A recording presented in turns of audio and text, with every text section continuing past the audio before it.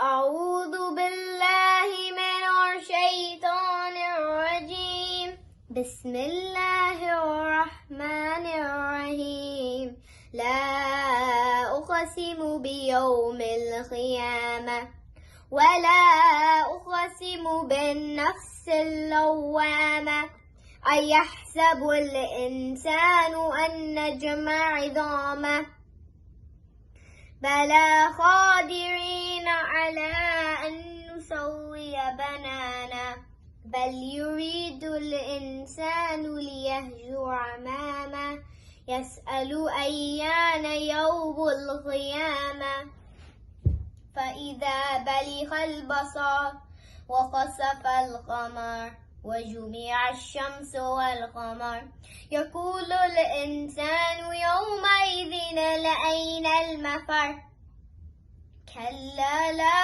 وزر إلى ربك يومئذ المستقر صدق الله العلي العظيم صلوات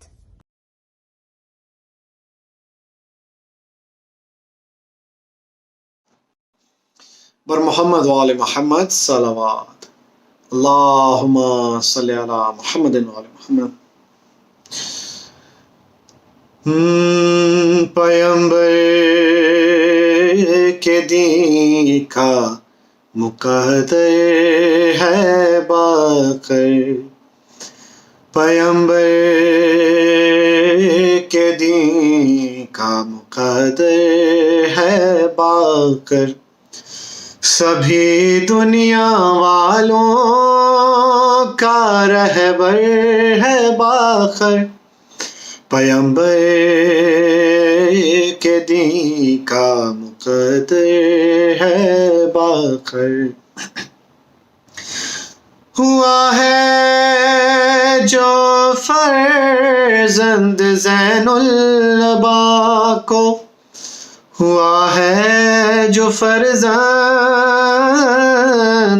زین العبا کو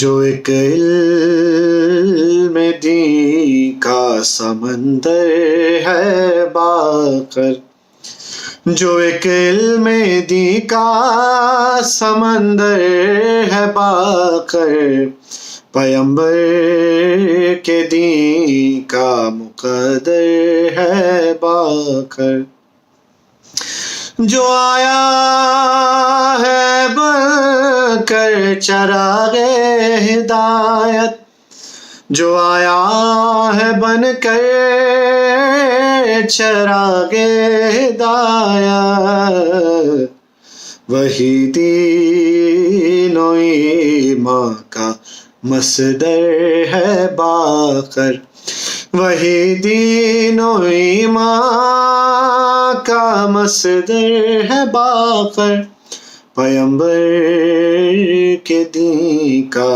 مقدر ہے باقر.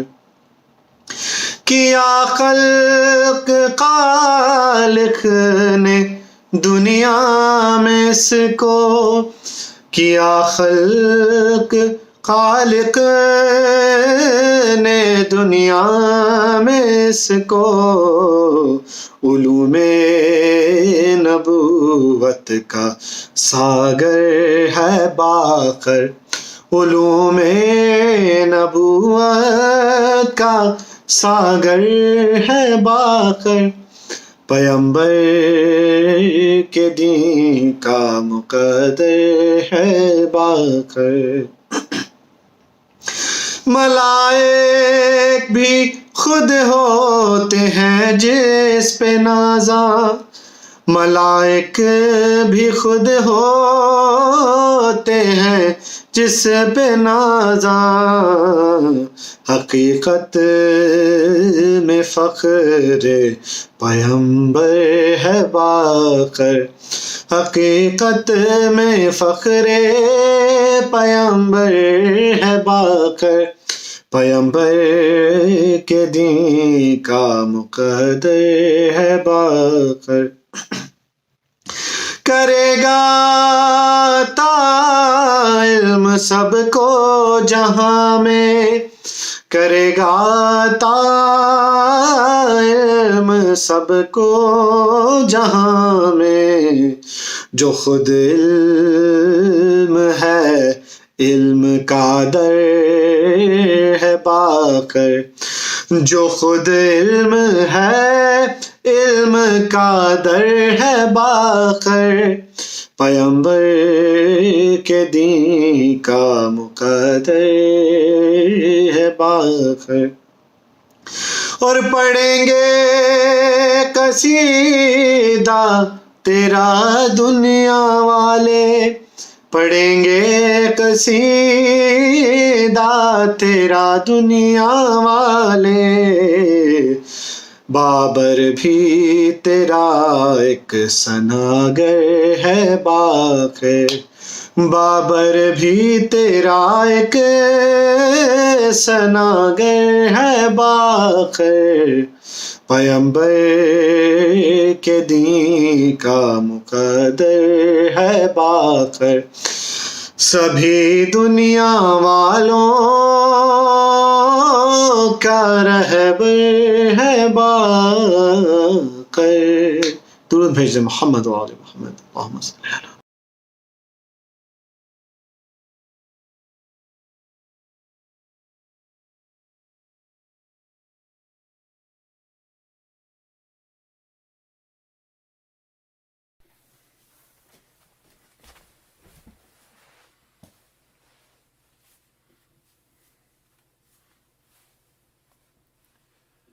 أعوذ بالله من الشيطان الرجيم. بسم الله الرحمن الرحيم. الحمد لله رب العالمين، والصلاة على رسول الله وعلى آله الطيبين الطاهرين وأصحابه المنتجبين، سيما بقية الله في الأرضين عجل الله تعالى فرجه الشريف. Dearest brothers and sisters, Assalamu alaikum jami'an wa rahmatullahi wa barakatuh. I want to begin by first expressing congratulations on the welcoming of the blessed month of Rajab. And as we gather today to commemorate the birth anniversary of these three special Imams, Imam al-Baqir, Imam al-Jawad, and Imam al-Hadi, alayhim as-salam. It's a great honor to be back with the City of Knowledge community. Thank you so much for having me. And though I really did enjoy being in your company, I'm also happy to share in this occasion, even in this virtual means. I want to begin by my three lessons from the three Imams, by asking that Allah subhanahu wa ta'ala bless each and every one of us in being able to take advantage of the merits of this month of Rajab. It's a time for new beginnings. Ulama call it the spring of spiritual edification and of working on oneself. It's a time where we make resolutions, that we perform reflections. One of my teachers was very adamant that throughout the year you have assessments of yourself. One of them should be done in anticipation of the month of Rajab. So now that we have entered this blessed month, it's a good opportunity for us to just look at how our previous year was, what were our successes, where were our shortcomings, and what we'd like to work on in this season of spiritual growth, and what we'd like to accomplish in the short term in these 3 months, but also what we want to gain, to last, inshallah, for the remainder of the year and for our lives and that of our families and children. So may Allah make this a time of great benefit, of great growth. And I'll begin by sharing the first lesson from Imam al-Baqir alayhi salatu wasalam that has to do with, I think, taking advantage of this month.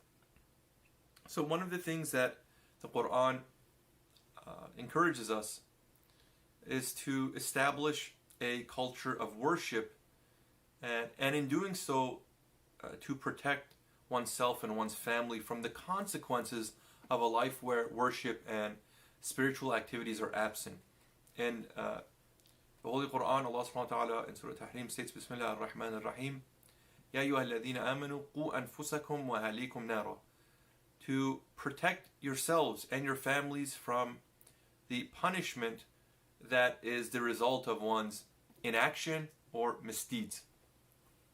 So in protecting oneself and protecting others, there has to be a culture of collective action, and one that values the performance of these spiritual activities. Now, the month of Ramadan, I think, has been such a blessing for us all, and especially at the familial level, in that it encourages us to do many things together as a family. Waking up in the morning and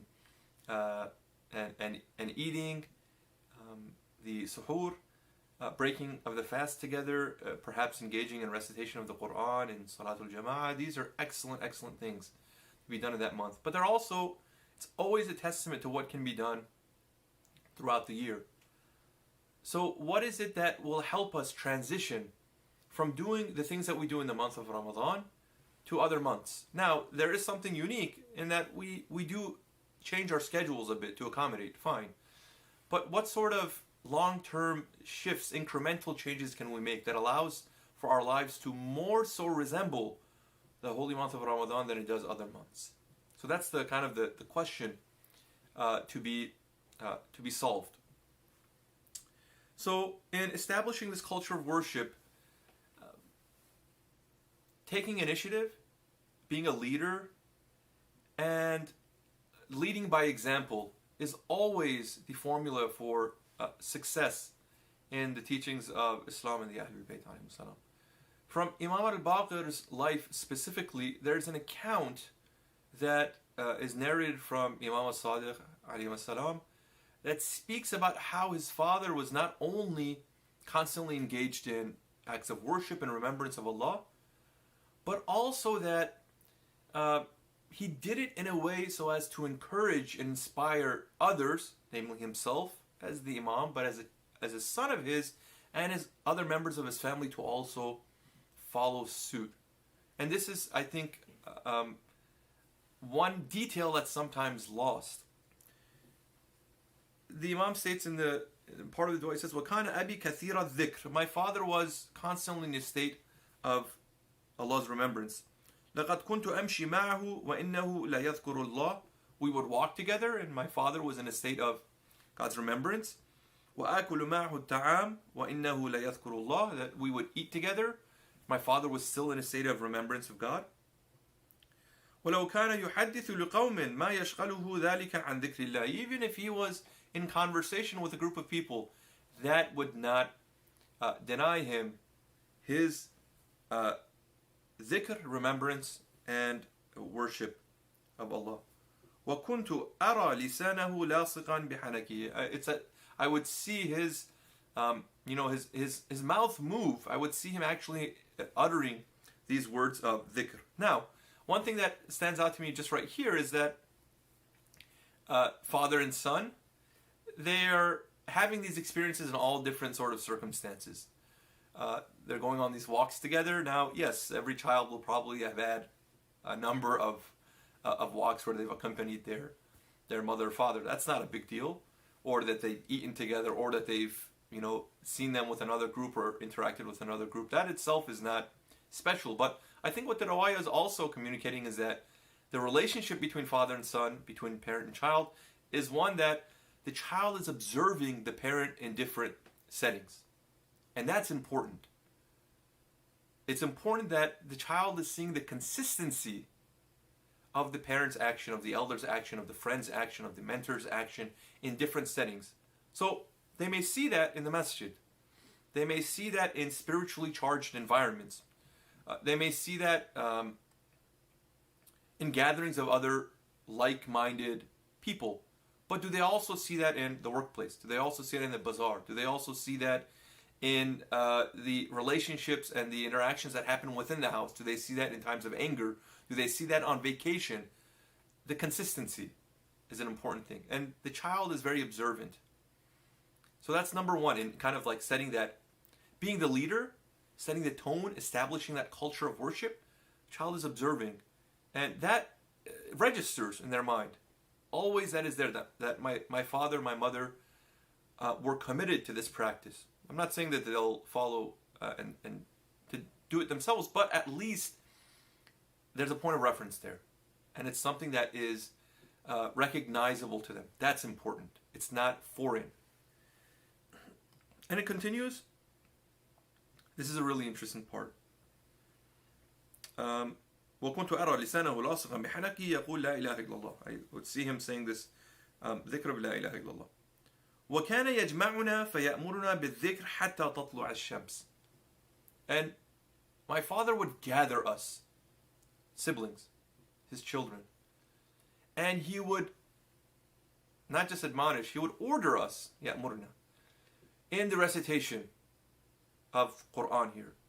حتى تطلع الشمس, until the sun would rise, which again we understand through these context clues that the Imam would wake up the family for Fajr, and between Fajr and sunrise he would instruct them to recite Qur'an. So the riwayah doesn't tell us when, how often, but it seemed to be a common practice that the Imam is speaking about these things, because he's not saying on one occasion my father did this. He's saying وَكَانَ أَبِي كَثِيرُ الذِّكْرِ, my father was constantly in a state of remembrance, and he also did this thing. There was also this culture that he would gather us, wake us up, and he would instruct us, order us to recite. وَكَانَ يَأْمُرُ بِالْقِرَاءَةِ مَنْ كَانَ يَقْرَأُ مِنَّا. For those of us who knew how to read, perhaps with age, then he would tell us to read. وَمَنْ كَانَ لَا يَقْرَأُ مِنَّا أَمَرَهُ بِالذِّكْرِ. Those of us who didn't know how to read, he would instruct us to recite dhikr. So for each group, an appropriate activity that ensures that everyone is included. Now, I'm not sure exactly when this should be implemented. I have young girls. My eldest daughter is 3.5. I don't know that I'm going to wake my 3.5-year-old daughter in the morning for Fajr prayers and tell her to stay awake and recite dhikr.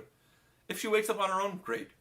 But the point is, this is a type of practice that we should look to implement within our families. I'm already saying that I don't do it.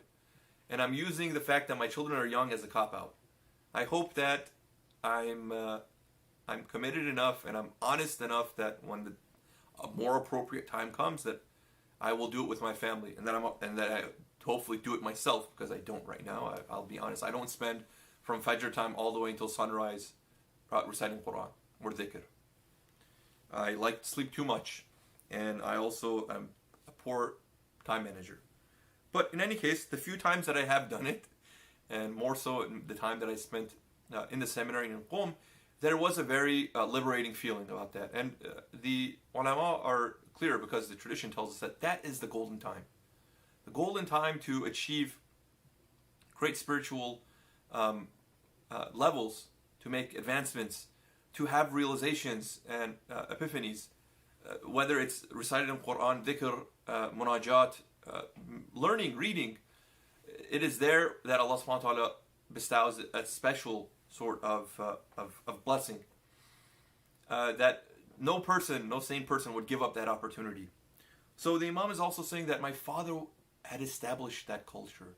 So how nice would it be that now that we've welcomed the month of Rajab, at least think about the ways that we can incorporate family activities.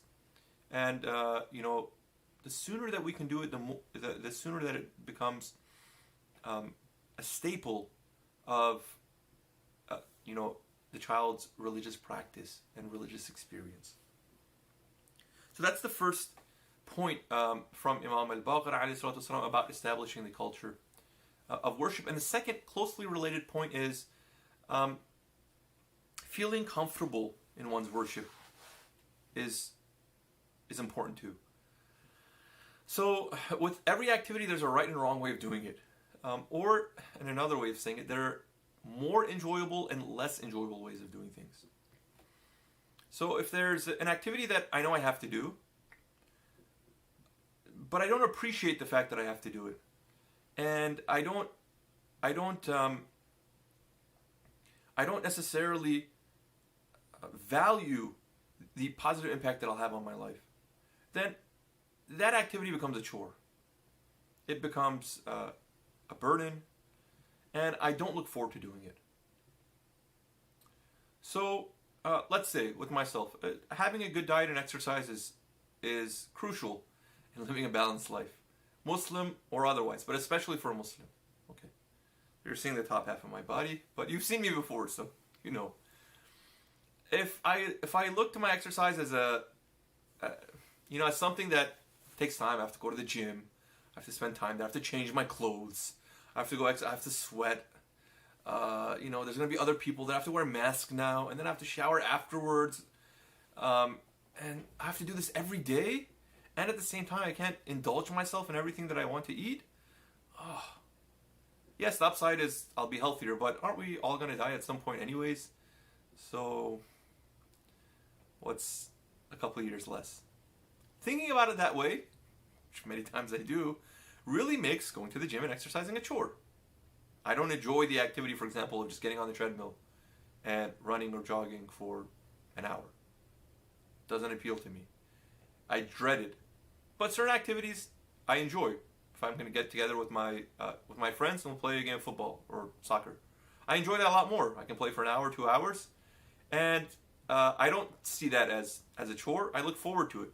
So I've established a culture within that type of activity wherein I can enjoy myself while I'm doing it, but also I look forward to it. In worship, it's the same way. There are ways for us to set up the concept of worship and how we do it that it's enjoyable, and also in ways that it's not very enjoyable. Let's be honest. Sometimes when we're engaging in worship, it's just either not the right time, the right circumstances, whatever it is. We don't really look forward to it. And perhaps for some of us, it's like, it's like a visit to the doctor. We have to do it, but I don't necessarily enjoy it. But I have to do it for my own well-being. Yes, the month of Ramadan is coming and I have to read Josh and Kabir, but okay, it's just 1 hour, it's just 2 hours, depending on how fast the reciter reads it. I'll get through it. Maybe this is not a good example, but it's almost like tearing off a band-aid. It's going to hurt. If you have hair, it's going to pull out some of your hairs, but it's got to be done. But obviously, worship, being in remembrance of Allah, is not meant to be that type of experience. So how do we set up the environment in ways that a person can feel comfortable? Again, I think for each person that's different, but thinking about it this way, thinking about the time and the space, and when it's done in congregation, how a person can go about having an authentic dua, munajat, dhikr, salat experience is really important. So here's the example from the life of Imam al-Baqir, one of them at least. There's always a sense of uneasiness, embarrassment, shame. I don't know what it is. Maybe those are not the right words to explain it. That when a person is engaging in worship in public, that they don't want to attract too much attention to themselves. Let's say they're reading Dua Kumail and they come to a point that really speaks to them, they're struggling with something, and they want to shed a tear. Well, who's sitting next to me? Well, what are they going to think? Sometimes jokingly we say, I don't know if there's any truth to this, but if someone is reading Munajat and, oh, Allah forgive me for my sins are so many, I can't even count them. Person's crying profusely, and the other person's watching like, oh, what is this person doing in life? Oh, maybe it's, the thing that I heard about, the gossip that I heard, maybe it's that. No, leave the person alone. Let them be comfortable in their conversation with God. In this riwayah, a companion of Imam al-Baqir alayhi salatu wasalam narrates by the name of Aflah. He says, قال خرجت مع محمد بن علي عليه الصلاة والسلام حاجا. We went together, I accompanied him to perform the Hajj. فلما دخل المسجد, مسجد الحرام, when we entered the Masjid al-Haram, نظر إلى البيت. We looked upon the Kaaba. فبكى حتى على صوته. The Imam became emotional, he began to cry in a way that his crying was loud. فقلت, Aflah said, I said, بأبي أنت وأمي, may my mother and father be sacrificed for you. إن الناس ينظرون إليك. Everyone's looking at us. Everyone's looking at you. I'm imagining this is how he said it because, he was taken aback too. فلو رفعت بصوتك قليلا. Can you just kind of cry a little quietly? Because everyone's looking at us right now. Again, Aflah, I think, had one of these natural reactions of, you don't want to attract attention. First of all, because you don't want to feel weird that other people are looking at you. You want to just be in your own state. But also, if you attract attention, what are people going to think? And I think he also was thinking, I've seen some of the commentaries say, you're an Imam, you're from a noble family, from the family of the Prophet. You shouldn't be doing things like this in the public. It's not becoming of you. It's not becoming of you. So the Imam said, فقال لي ويحك يا أفلح. What are you talking about, Aflah? Woe upon you. ولما لا أبكي لعل الله تعالى أن ينظر إلي منه برحمة فأفوز بها عنده غدا. Why should I not cry? Perhaps Allah will look favorably upon me, forgive me, and through the blessing and the mercy of Allah, that will assist me in my success, felicity tomorrow. Why should I not? It's an opportunity. It's a moment. It's a moment that I was able to express myself. Don't deny the affective element of the worship. I think that's the kind of the takeaway here. Munajat, dua, salat, dhikr is meant to evoke an emotion within us. It has an affective dimension. If you remove that element from the activity, then what's really left? There's a shell of that remains. So the Imam is telling Aflah, yes, perhaps my response may garner attention. Okay. Or may attract attention, even if it doesn't garner it. Okay. But this is what ensures that I'm able to kind of make the most out of this. Let me be. We hear this from time to time, especially on the nights of Qadr, where a lot of people come in the masjid, Husayniyah, Imam Barga, and they're going to recite the du'as, and this is a night of forgiveness. And so they tell them, listen, be very strategic in where you sit, because you don't want to sit next to someone that you feel uncomfortable expressing yourself. Go find some corner somewhere that no one, that you don't know really anyone. In our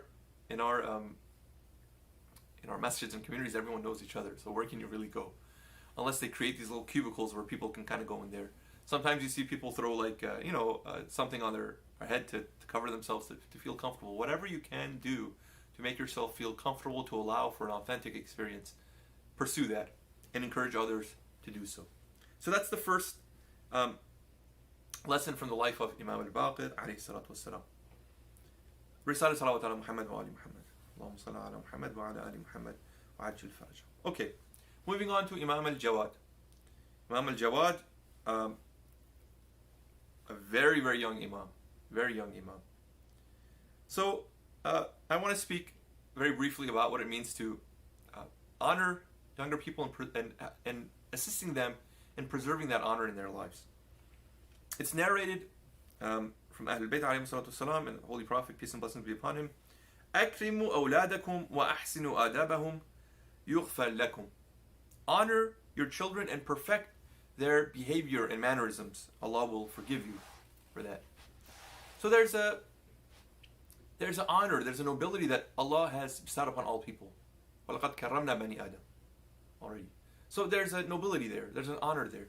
For that to be preserved, for us to interact with one another, but especially our children, in ways that reminds them of that and reinforces that point, is really important, I think, in the shaping of their outlook to life, but also their practices.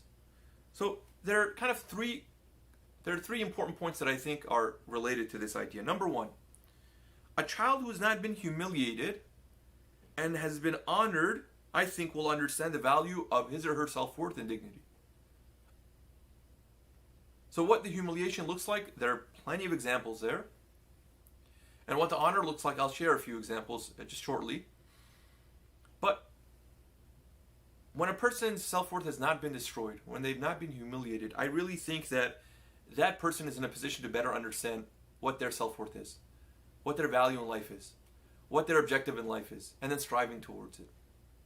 Number two, an honored child will not destroy his or her self-worth, I think, by attempting to satisfy it with superficial and pernicious alternatives. Also, they'll be less likely to do undignified things, whether to draw attention to themselves or not. Again, we all have needs.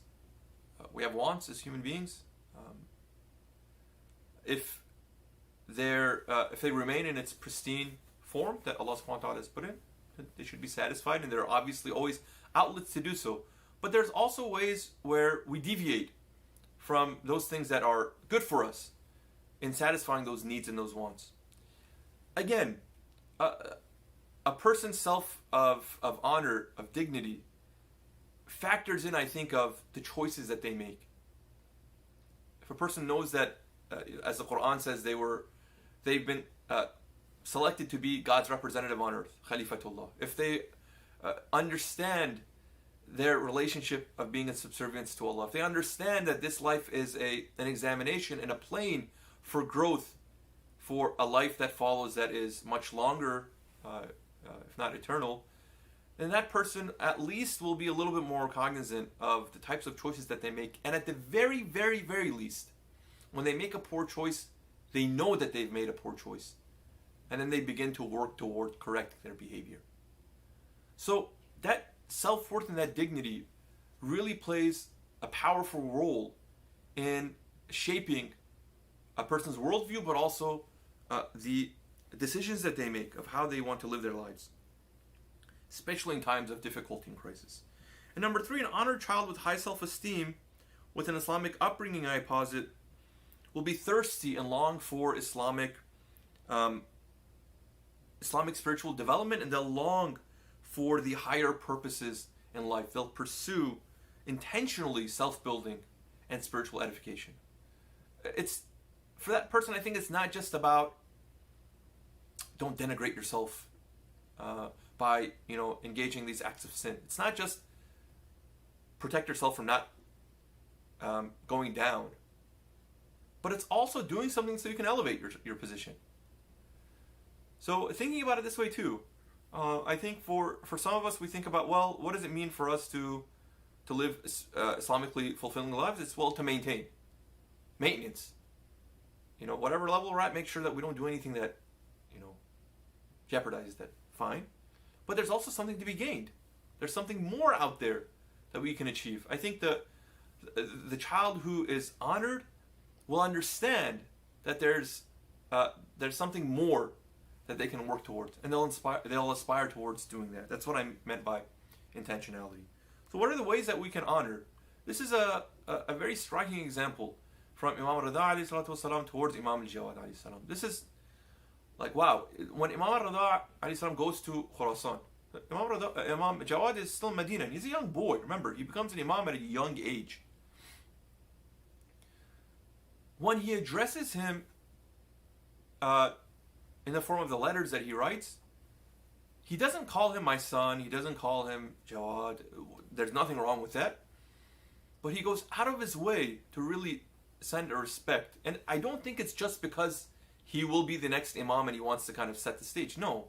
It's really, I think, a sense of personal respect and the honor that he wants to bestow upon his son. So this is narrated from one of the companions that was responsible sometimes towards, penning the letters of the imam, or organize. It was like a secretary. He says that when he would address his son, Imam Jawad, his son Muhammad Jawad, he would write to him based on his kunya, Abu Ja'far. And this is a big deal in that culture. He didn't have a son at the time, Imam al-Jawad, but even though kunya is not after necessarily when a person has a child, but it's a sign of great respect that the way that I see my son and the way that I address him, especially in public, is in a way that preserves that honor, so that other people see, this is how I treat my son. At the very least, that standard needs to be maintained. Sometimes I'm perplexed why, when families are having challenges, that respect, that decorum is not preserved in the public sphere. We all make mistakes. We all have moments of weakness, but it just always strikes me as very very odd. But the Imam goes out of the way to do that. So here are some ways that we can perhaps help our children in the preservation of that honor, nobility, and help them with their building their self-esteem. And I'll be very very brief here, inshallah. So first thing to remember as a prerequisite, every child is different. Self-esteem may come easier to some children, may be a lot more difficult for other kids, and some may be experiencing lower self-esteem. Though self-esteem is probably not it's not a perfect category in explaining this idea of Islamic honor and nobility, but it's workable.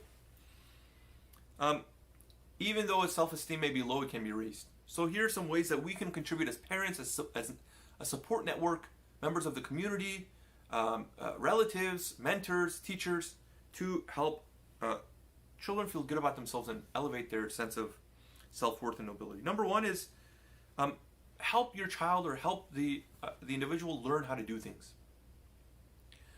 When a child's of younger age, they're a toddler, they're an infant, they're learning things every day. When a baby begins to learn how to grab something, learn how to stand up, learn how to crawl, learn how to walk, these are all new learning experiences that the child undergoes in those stages of early development. And your child grows up, there are a lot of other things that they're also challenged to learn how to do. Sometimes we forget about them. I mean, when they're young, when they're infants, it's like we're seeing it every day, and it's such a milestone. Wow, my child began to crawl. Wow, they took their first step. Wow, they said their first word. But for whatever reason, it begins to taper off as things progress. It becomes about larger milestones and less frequent. Oh, they graduated from high school. Oh, they graduated from college. Oh, they got married. These are all good things, not to belittle those things, but what about all the smaller incremental things that the child is doing every year? So helping your kids constantly be in a state of learning builds a confidence that they're making progress. So this is holistically, and of course Islamically is a part of it too. One of the things that it really it's a problem that I've yet to resolve, and obviously others more intelligent and more capable than I'm sure, have worked on it, resolved it, and can enlighten me.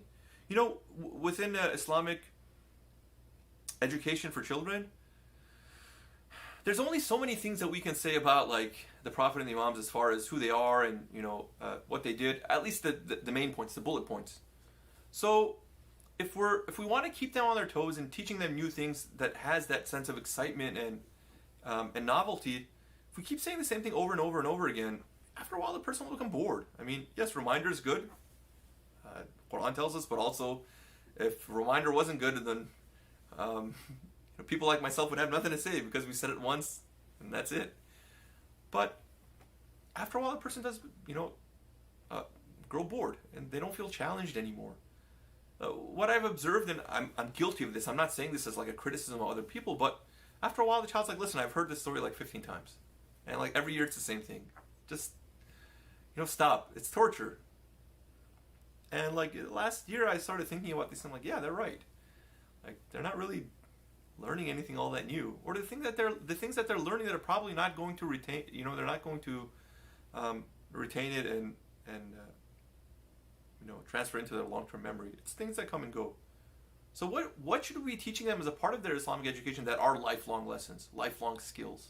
And that keeps it interesting. And then the child also looks forward to those activities. That's, I think, again, a question that remains unanswered for me. So thinking outside the box in that respect, I think would be a really great way to help advance things, at least at that level.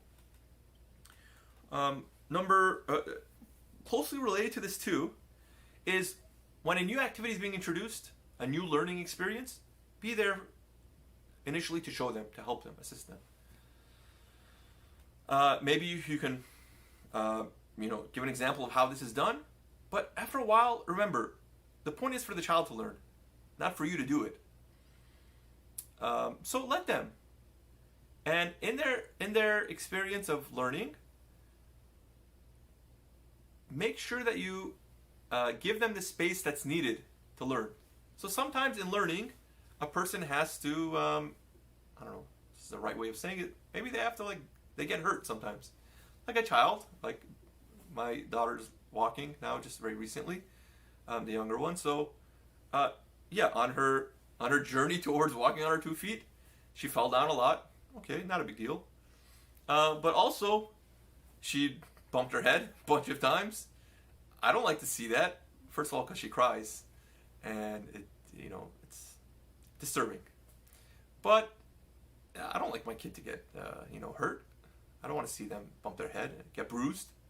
God forbid, hurt themselves, break a bone. But that's what happens, right? And they learn through these things. So in life, we have to allow for the spaces for our children to learn. And again, within reason, so long as they're not doing something that is, an irreversible harm, and they're not being irrational or negligent, allow them to work within the space of what it means to learn something.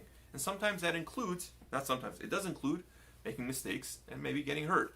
Please, I'm not advocating for letting your kids run wild and hurt themselves and then say, oh, this brother told me that, I should let my kid make his own decisions, and look now, he's bankrupted himself and he's depressed. No. But don't micromanage. Don't stand over their shoulder to see what they're doing. Give them a little room to learn. Don't make new challenges too easy for them. All right. Number 2, praise your child. Do it often. Do it wisely. Don't make them arrogant. Don't make them think they're the best thing that ever walked this earth. But make your child feel good about themselves. That they're doing something good. That they've done something good. That they're working towards something that's worthwhile. That their efforts are appreciated. That their skills are important. Their passions are interesting. And if there are adjustments that need to be made, and we are all in need of adjustment, that, okay, in the right way, make suggestions of perhaps better alternatives. Children that don't get that sense of appreciation and praise and love, it really, really has a deep psychological effect on them.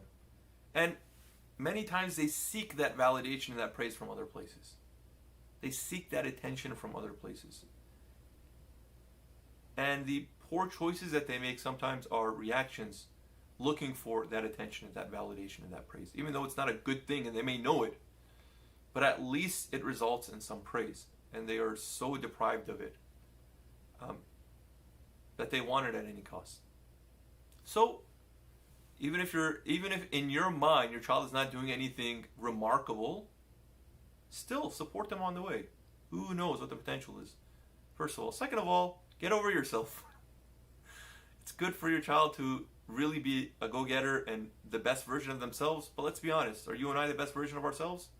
Would it be nice for someone standing above our heads and always telling us the mistakes that we're making, how terribly we're doing? No.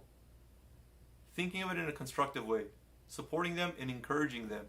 Inshallah, with your support, with the support of others, with Allah's support, then they will work towards being the best version of themselves. If for some reason life doesn't allow, Allah will compensate that in the hereafter. I promise you, they'll get the highest of degrees, the best of jobs, the most pristine of spouses, the best of children, the best of residents, all in the hereafter. You all will be happy and proud of each other. Inshallah. Next, be a good role model. I think we shared that in the example of Imam al-Baqir. This do what I say, not what I do attitude is obviously counterproductive. Focus on the strengths of your children. Not everyone is created equally. Not everyone is raised with the same sort of attention, certain things. Your child may be an excellent writer, but is a terrible public speaker. Okay, focus on the strength. Work on their weaknesses, but focus on the strength. Your child may have an incredibly creative mind, but they're not good at social interactions. Your child is an excellent athlete, but they're terrible at school. I'm not saying that should be okay. What I am saying is that don't chastise them for their shortcomings and weaknesses. Use their strengths as a mean to motivate them to also work on their weaknesses. You're so good at this. You see how you excel, what you're able to do? Try and apply the same sort of motivation and attitude towards these other things, because this is why they're valuable. Explaining that to them instead of saying oh, you're not good at this, so you should become better at it, is a way to ensure that that person will retreat into their strengths already and ride that wave for as long as they can. Finally, let kids give help and receive help. It's not just about the elder, it's also about their peers, helping one another, and in controlled ways. It's a really powerful way of helping develop that. And especially if you can, even if it's not at their ages, having people who are a little bit older than them, but also can be a great role model, that's a great way also to instill these this sense of honor and self-esteem. So let me go to just one advice that Imam al-Jawad gives to younger people, and I think this speaks to those who have appreciated that sense of honor and dignity that they have. They will be able to best apply the advices that the Imam is giving here. قال له رجل أوصني. A man came to Imam al-Jawad and said, admonish me. The Imam responded, وتقبل, would you accept it? Or am I just going to say something and you're not going to do it? And the man says, nah, yes I will, inshallah. The Imam responded, then do these things. Number one, قال توسد الصبر. Embrace sabr. Take patience, perseverance as your pillow. Lay and rest your head upon something, upon that. Number two, وَاعْتَنِقِ الْفَقْرِ. Hug or embrace poverty. Again, doesn't mean to be a poor, like aspire to be a poor person. No. Embrace what it means to live simply. To not be attached to these things. That you can survive and still operate even if you are in a state of poverty. That's a different thing from saying, don't be wealthy. No. If you can be wealthy, fine. But if your whole world will be ruined if you don't, if you don't live to a certain standard or you don't make a certain amount of money, that's a problem. And again, sometimes we have to think about it. Sometimes our life challenges present themselves in a way that exposes these things. I personally struggle with it. I think, if I can only have these things figured out, then everything will be okay. No, maybe it's not. What does that say about you? That you're dependent on these things to go right? Or do these two really enjoy that type of a relationship that you're making them out? وَاعْتَنِقِ الْفَقْرِ. Okay. Just as a tangent. Poverty does create a lot of problems. So I think many of the problems that people experience, especially the underprivileged, many of them will be alleviated, or at least they'll be helped if a person was able to meet their basic needs in life. So this is not to condone classism and that, okay, well, if you're wealthy, be wealthy, and if you're poor, be poor. No. Be a wealthy poor person. I don't know if that makes sense. But essentially, be wealthy, fine. You can have, resources and assets, but don't become a slave of that. That's the real, that's when you're really impoverished. Number three, وَارْفَضِ الشَّهَوَاتِ. Discard your lusts. There's something more valuable and more enjoyable. There was an excellent series of talks given about pleasure and the degrees of pleasure. Maybe I'll summarize them at some point in a later talk. But we've had these conversations with younger people. We tell them, what's the most pleasurable thing you can think of? And what do you like? They say different things, and helping them to appreciate really that there are other types of pleasures and introducing them to that in religious ways is a great way of showing how those the things that right now in their imagination are very, they're very attractive and lustful. They're in reality, this is one option amongst many, and perhaps this is the lowest of the options, the least valuable of the options. So why would you sell yourself short? It's the junk food of the options. Eat healthy. Please take care of your bodies. وَخَالِفِ الْهَوَى. And oppose your self-desires. This is one of the things I've been practicing with my daughter. Not that I do it myself, but whatever. At least my kid will not be... Well, my kid will be much better than I am, hopefully. I told her this thing. I told her stories, and also we practice learning how to say no to yourself. Even for right now, I tell her, she was 2.5 or 3 years old. I told her, from time to time, you have to learn how to say no to yourself. And it's so cute, because she, she'll want to do something. She'll tell me, Dad, I told no to myself. And I say, well, wow, okay. I guess something's working. This is parenting. No, it's not. It's much more than that. But yeah, learning how to say no to yourself. And sometimes, for practice, there's no apparent reason why you should. Just say no. You want to have pizza? Instead, eat a sandwich. Eat a hamburger. Well, I'm in the mood for pizza. All right, well, have a hamburger instead. Do you like hamburger?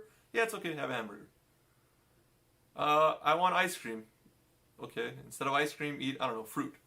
That's torture. But eat fruit. It's healthier for you. It's better. And have your ice cream tomorrow. That's fine. Or the person says, I want to go, I want to go for a walk. No, instead, go for a bike ride. I'm not saying that you should torture yourself, but from time to time, just learning how to say no and change things. That is essentially the formula that when you need to say no to yourself, you've at least practiced it when the stakes are much lower. When the stakes are higher, you have to have the training already. وَاعْلَمْ أَنَّكَ لَن تَخْلُوَ مِنْ عَيْنِ اللَّهِ فَانْظُرْ كَيْفَ تَكُونُ. And finally, know that you are being observed by God all the time. So be wary of how you conduct yourself. This is the advice that Imam al-Jawad gives to younger people and all of us really. But it's a great way of preserving and strengthening that sense of honor and nobility. And finally, our dearest Imam al-Hadi alayhi salatu wasalam, I will share one practical point from a riwayat of his, and it's one that is often forgotten. It's about attitude. It's about how we approach things.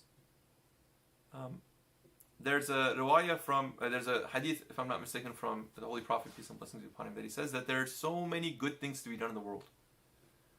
Like, you look at the opportunity for all the goodness that can happen. And conversely, you look at all the things wrong in the world. All the corrections that need to be made. All the injustices that are happening. Wow, there's a lot to be done. And you're just overwhelmed by the sheer amount of that.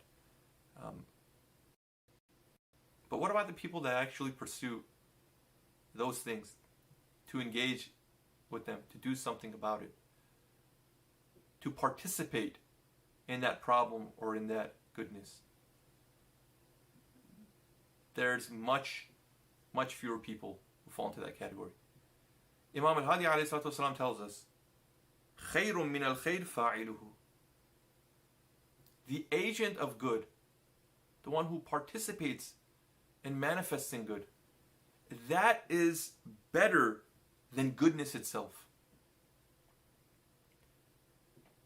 So sometimes we just get stuck in this realm of theory, of talking, of saying, of speaking. And for one reason or another, we abstain from entering into the realm of action, of doing, of contributing, of living, of being. Why? We enjoy beauty. We take pleasure in observing it. But why not also be an agent of producing it? It's a completely different type of experience. And yes, it takes more effort. But if we really want to experience that beauty, like I said a few minutes ago, this idea of pleasure and the different levels of pleasure, if we really appreciate beauty, then the most beautiful of that is when a person performs the beauty. So the agent of good is better than goodness itself. Number 2, وَأَجْمَلُ مِنَ الْجَمِيلِ قَائِلُهُ. Again, the person who speaks beautifully and verbalizes beauty, or acts beautifully, if you want to say, that is much more beautiful than beauty itself.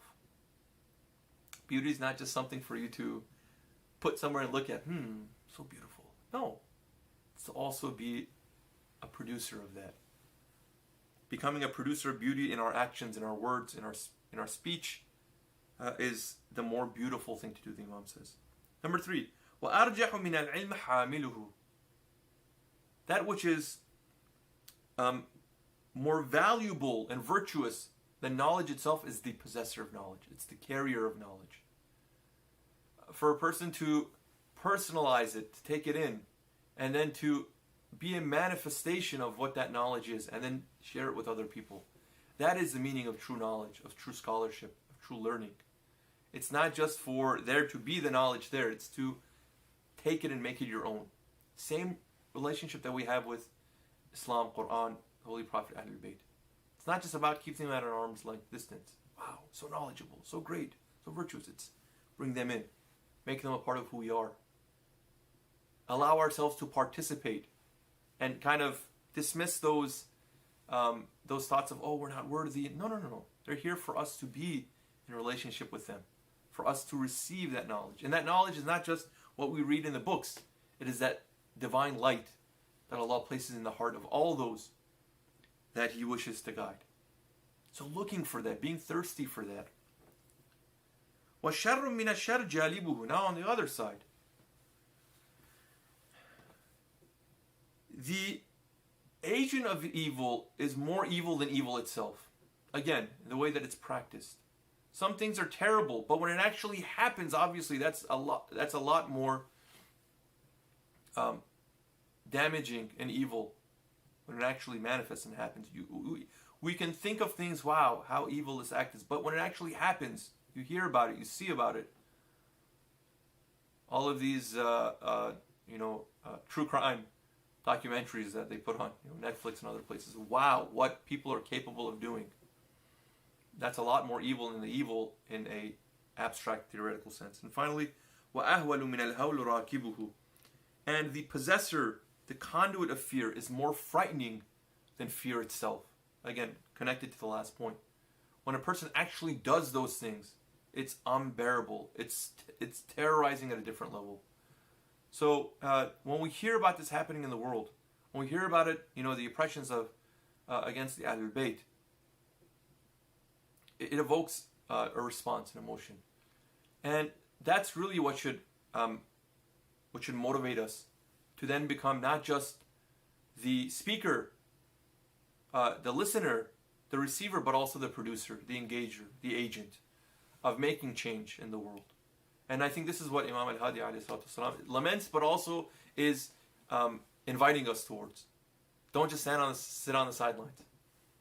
Be a part of what's happening in the world, and you can be a great agent for change and goodness in the world. And I think that's really what we're all calling out for. Now, of course, the Imam will take the position of leadership, no doubt about that. No other person will be able to occupy that position. But again, it's not for the Imam only simply to be there to work. We are all supposed to be participants. So learning how to participate right now and being a participant right now is of utmost importance. We ask Allah subhanahu wa ta'ala, by the right of this blessed month and these three Imams, that we may learn to apply their teachings, the sunnah of the Holy Prophet as they did, into our lives, inshallah. Allah, we ask you to protect us and to protect our children, that we may, inshallah, as a unit, as a group, be able to live our lives in a way that are pleasing to you.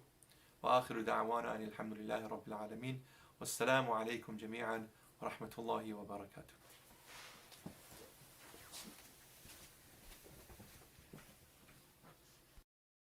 السلام عليك يا رسول الله. السلام عليك يا أمير المؤمنين. السلام عليك يا فاطمة الزهراء يا سيدة النساء العالمين. السلام عليك يا أبا محمد يا حسن بن علي المجتبى. السلام عليك يا أبا عبد الله وعلى الأرواح التي حلت بفنائك. عليك مني سلام الله أبدا ما بقيت وبقي الليل والنهار، ولا جعله الله آخر العهد مني لزيارتكم. السلام على الحسين وعلى علي بن الحسين وعلى أولاد الحسين وعلى أصحاب الحسين. السلام عليك يا قمر بني هاشم، يا أبو الفضل العباس بن أمير المؤمنين. السلام عليك يا أم المصائب، يا زينب بنت أمير المؤمنين. السلام عليكم يا شهداء كربلاء جميعا ورحمة الله وبركاته. السلام عليك يا غريب الغرباء، يا معين الضعفاء والفقراء، يا علي بن موسى رضا راضي بالقدر والقضاء. السلام عليك يا صاحب العصر والزمان.